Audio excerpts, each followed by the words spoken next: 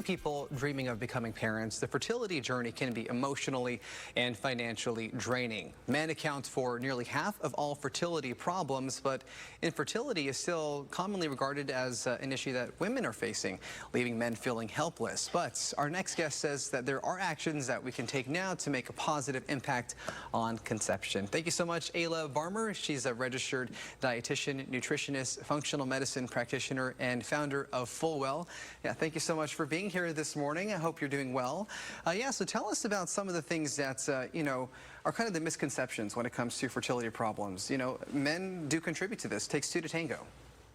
Yes, that's right. This may be surprising for listeners to hear because infertility is generally viewed as a women's health issue, but in reality, it's equally both. And to put that into perspective with some numbers, 30% of infertility issues are due primarily to male factors, 30% due to primarily female factors, and the remaining 40% is categorized as unexplained infertility, which tends to mean a combination of both male and female factors. So it truly is a shared issue, despite the fact that men are often left out of the equation, or at best, they're simply viewed as having one role, fertilization. In reality, men's health actually affects the health of the pregnancy as well and baby's long-term health, so it matters a lot. Absolutely. So what are some things that men can do to help increase those chances of conception?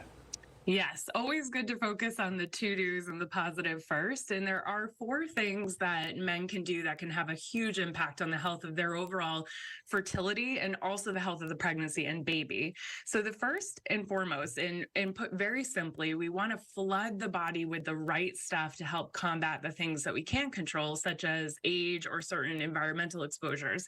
So top of that list is eating a diet high in antioxidants and omega-3 fatty acids. So think fruits, vegetables, seafood, including shellfish, which are uniquely high in sperm-supporting nutrients like zinc and selenium.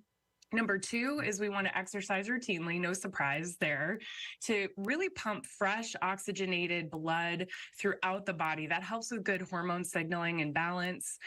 3, get 7 to 8 hours of sleep a night. Again, not a surprise. That's ideally as closely in sync as possible with the light and dark cycles, because our circadian rhythm, which is our internal clock, is very much tied to our reproductive health. And it's one of the reasons why we actually see more fertility issues in shift workers.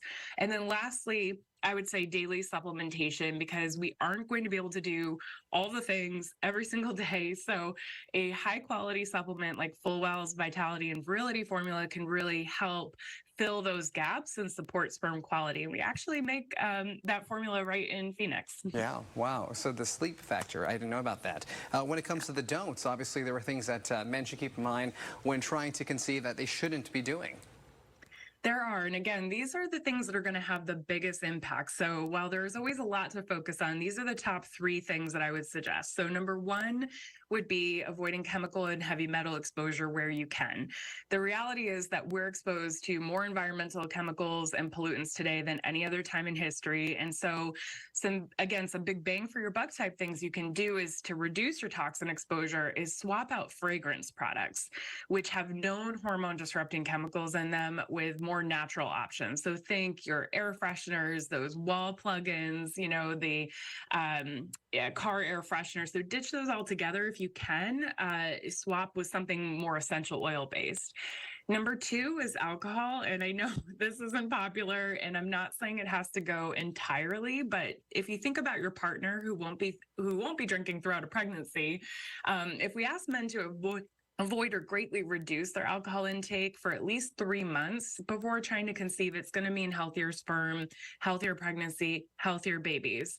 And then lastly, smoking, particularly cigarettes. And the thing about sperm is that they're very sensitive to what's called oxidative stress, and cigarette smoking generates a lot of that. So quitting smoking is a top recommendation as well.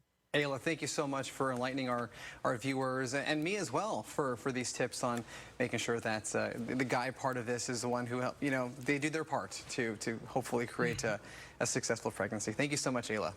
Thank you.